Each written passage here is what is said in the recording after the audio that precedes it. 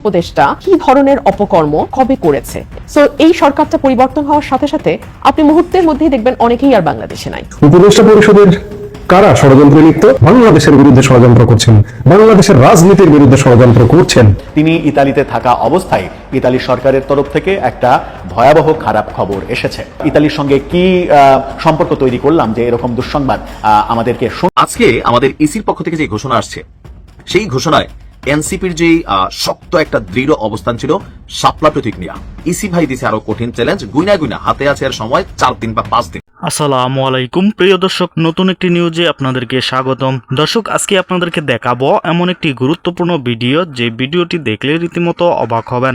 চাঞ্চল্যকর অবস্থা সৃষ্টি হয়েছে, নেট দুনিয়ায় তুলপার, সামাজিক যোগাযোগ মাধ্যমে ভাইরাল। আসুন কথা না বাড়িয়ে দেখে আসি সম্পূর্ণ ভিডিওটি। 1 সেকেন্ডও না টেনে পুরো ভিডিওটি দেখবেন। চ্যানেলে নতুন হলে সাবস্ক্রাইব করে রাখবেন পরবর্তী আপডেট পাওয়ার জন্য। ভিডিওতে একটি লাইক করে দেখতে থাকুন সম্পূর্ণ ভিডিওটি। আজকে আমাদের ইসির পক্ষ থেকে যে ঘোষণা আসছে, সেই ঘোষণায় এনসিপির যে শক্ত একটা দৃঢ় অবস্থান ছিল শাপলা প্রতীক নিয়ে, যে শাপলা প্রতীক না দিলে নির্বাচনই করবেন। এনসিপির তুষার গতকালকে বলছে যে তারা নিবন্ধনে নিবে না যদি তাদেরকে শাপলা দেওয়া না হয়।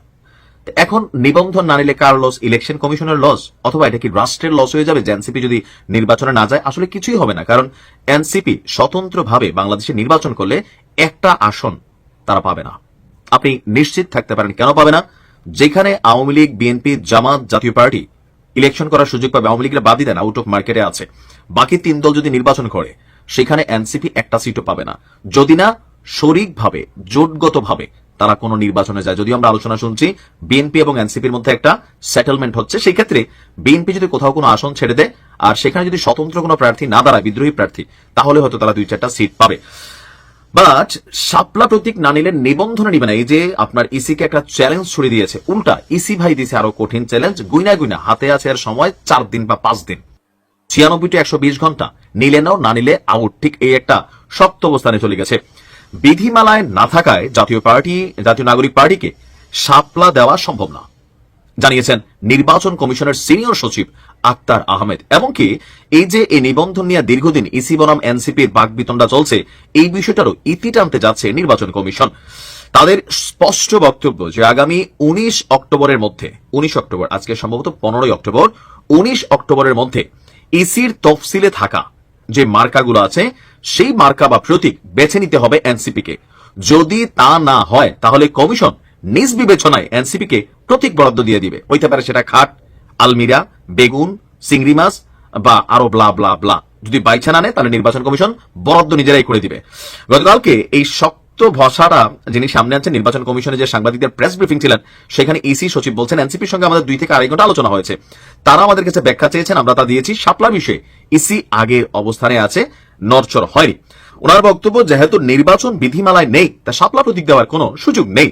যদি তারা প্রতীক না চায় তাহলে কমিশনের বিবেচনায় আমরা নিজেরাই প্রতীক বরাদ্দ দিয়ে দিব। আর এই জন্য এনসিপিকে 19 তারিখের মধ্যে নতুন প্রতীক যদি তারা জমা না দেয় তাহলে কমিশন নিজেই সিদ্ধান্ত নিবে। আর এখন এই বিষয়টাকে আপনি কিভাবে দেখছেন? আমার কাছে মনে হচ্ছে এনসিপিকে মোটামুটি বড়াই ফেলার একটা অবস্থান তৈরি হয়েছে। নির্বাচন কমিশনের এই জায়গাটা আমি নিজেও বুঝি না, যেহেতু শাপলা জাতীয় প্রতীক, মেবি এই জায়গাতেই একটা না একটা ইস্যু আছে, বা যখন এই নির্বাচনের মার্কাটা বিল্ড আপ করা হয়েছে বা প্রতীকগুলোকে তৈরি করা হয়েছে, বরাদ্দ করা হয়েছে, এনলিস্টেড করা হয়েছে, সম্ভবত জাতীয় প্রতীক হিসাবে এই শাপলা ফুল এটা সবার, এটা ন্যাশনাল সিম্বল। আপনি দেখবেন প্রধানমন্ত্রীর গাড়ি থেকে শুরু করে রাষ্ট্রপতির গাড়িতে শাপলার কিন্তু একটা সিম্বল থাকে একদম গাড়ির সামনে, বা বিভিন্ন জায়গায় সরকারি সিল, সফট, বিভিন্ন কিছুতে শাপলা কানেক্টেড। সো এই মার্কাটা কোন দলকে, আবার ওই যে এনসিপি লগে দিয়ে পাতা লাগাই দিছে, শাপলার ব্রাঞ্চ অফ কি বলা যায় ওয়াটার লিলি এখানে দেয়া দিছে, বিষয়টা ওরকম না। শাপলা শাপলাই, আবার এটার সাথে পাতা লাগাক, এটার পাপড়ির সংখ্যা বৃদ্ধি পাক, কিন্তু শাপলা শাপলাই। এই কারণে সম্ভবত নির্বাচন কমিশন শাপলাকে দিচ্ছে না। আবার এনসিপির তুষারের বক্তব্য, তাহলে তারা নিবন্ধনে নিবে না, তো লসটা কার হবে? এটা কি মানে নির্বাচনে না যাওয়ার কোনো কৌশল এনসিপির, যে ভাই গেলে তো হেরে যাবো? আমার এখানে এরকম মনে হচ্ছে, যেহেতু মার্কা যদি দেওয়ার সুযোগ থাকে নির্বাচন কমিশনের উচিত এটা দিয়ে দেওয়া। এটা নিয়ে আসলে শুধু শুধু মানে এত বাড়াবাড়ি আমিও জানি না এটা দরকার আছে কিনা, যদি সংবিধানে কোনো ঝামেলা না হয় দিতেই পারে। আর এনসিপিও এটা নিলেই যে তারা পাশ করে ফেলবে, এটা তো এরকম না যে মার্কা পাইলাম আমি পাশ করে ফেলবো। আপনি এখান থেকে যে কোনো একটা মার্কা নেন, পরবর্তী সময় আপনারা সরকারে যাওয়ার পরে, যেহেতু এনসিপি 200 আসন নাকি পাবে নাসিরুদ্দিন পাটোয়ারি বলে, তো আপনারা সরকারে গিয়া এটা নিয়ে সংসদে টাইম পাস করে ইসিরে ধরাই দেন। এটাও তো যায় নাকি? স্পেসিফাই করা দরকার যে কোন উপদেষ্টা কি ধরনের অপকর্ম কবে করেছে এবং সেই অপকর্মের ধরন কি, তার বিস্তারিত ব্যাখ্যা আমরা আসলে এক্সপেক্ট করি। দুই হচ্ছে, আমি যেটা মনে করি যে বেশিরভাগ উপদেষ্টাই কিন্তু ডুয়াল সিটিজেনশিপ নিয়ে আছে। কেউ কেউ বিদেশ থেকেও এসছেন, যিনি বিদেশে একেবারে স্থায়ীভাবে বসবাস করা, চাকরিরত, প্লাস সরকারের খুবই ইনফ্লুয়েন্সিয়াল ব্যক্তিবর্গ অনেকেই আছেন যারা বাংলাদেশের নাগরিক হয়তো নন, কিংবা থাকলেও তাদের আরো একটি দেশের নাগরিকত্ব আছে। সো এই সরকারটা পরিবর্তন হওয়ার সাথে সাথে আপনি মুহূর্তের মধ্যেই দেখবেন অনেকেই আর বাংলাদেশে নাই, অনেকেই নাই। সো বিষয়টা এরকম যে আসলে কিছু উপদেষ্টা যাদের আসলে দ্বৈত নাগরিকত্ব আছে, তারা আসলে সেফ এক্সিট নিয়েই তারপরে উপদেষ্টার দায়িত্ব নিয়েছেন। সার্টেনলি, নিশ্চয়ই তাই। তারা যে মুহূর্তে ওথ নিয়েছেন ওই সময় তাদের মাথায় কি ছিল জানি না, তবে একটা কথা তো প্রধান উপদেষ্টা বলেছেন যে আমরা প্রত্যেকে যার যার ফিল্ডে যথেষ্ট ভালো করছি আমাদের উপদেষ্টা পরিষদে, মানে প্রত্যেকের একটা নিজস্ব পরিচয় আছে এবং সেটা তো আমরা অস্বীকারও করি না। প্রত্যেকেরই যার যার নিজস্ব পরিচয় আছে এই উপদেষ্টা পরিষদে।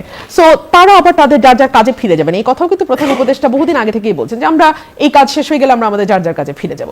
সো যাদের আসলে বিদেশের নাগরিকত্ব আছে এবং যারা বিদেশে একটা সেটেল লাইফ লিড করতে করতে বাংলাদেশে এসছেন 5ই আগস্টের পর, তারা আবার সেই পুরনো জীবনে ফিরে যাবেন, এটা খুব অবাক হওয়ার কিছু নাই। আর যাদের হয়তো ডুয়াল সিটিজেনশিপ নাই, তাদের খোঁজ নিয়ে দেখবেন মেজরিটির ছেলে মেয়েরাই কিন্তু বাইরে সেটেলড। সো তারাও শেষ জীবনে যদি কোনো রকম কোনো বিপদের আভাস পান বিদেশে চলে যাবেন, এটা তো খুব অবাক হওয়ার কিছু নাই। আর 3 নম্বর হলো, আজকে আমি দেখলাম জামায়াতের সিনিয়র নেতা তাহের সাহেব সম্ভবত উনি বলেছেন যে উপদেষ্টাদের কণ্ঠ রেকর্ড আছে ওনার কাছে, যে তারা কোনো একটি দলকে বা কোনো একটি গোষ্ঠীকে তারা ফেভার করতে চায়, তাদের নানান রকম অডিও ক্লিপিংস ওনার কাছে আছে। তো এই সরকারটির এই যে মানে কি বলবো, এই ধরনের কথা একজন প্রাজ্ঞ এবং অভিজ্ঞ রাজনীতিবিদ যিনি একটা দলের এত দায়িত্বশীল পদে আছেন, তিনি যখন বলেন তখন মনে হয় যে দেশের স্বার্থের চেয়ে দলীয় স্বার্থটাই বড় হয়ে যাচ্ছে। কারণ যদি দেশের স্বার্থের বাইরে গিয়ে কোনো উপদেষ্টা কিছু করেন, সেটা আমার দলের পক্ষে যাক আর বিপক্ষে যাক, সেটার কোনো এভিডেন্স যদি ওনার কাছে থেকে থাকে, ওনার তো সেটা তাহলে পাবলিশ করা উচিত, ওনার আইনি ব্যবস্থা নেওয়া উচিত। যদি কোনো উপদেষ্টা আইন বহির্ভূতভাবে দেশের জন্য ক্ষতিকর কোনো কিছু করে থাকে এবং তার এভিডেন্স তার কাছে থাকে। দেশের জন্য ক্ষতিকর বলতে আমি এটাও মনে করি যে কোনো একটি বিশেষ দলকে জিতিয়ে দেয়া বা কোনো একটি বিশেষ দলকে হারিয়ে দেওয়ার কোনো পরিকল্পনা, সেটাও দেশের জন্য ক্ষতিকর। সো এরকম কোনো কিছু এভিডেন্স যদি তার কাছে থাকে, সেটা পরিষ্কার করে ফেলা উচিত।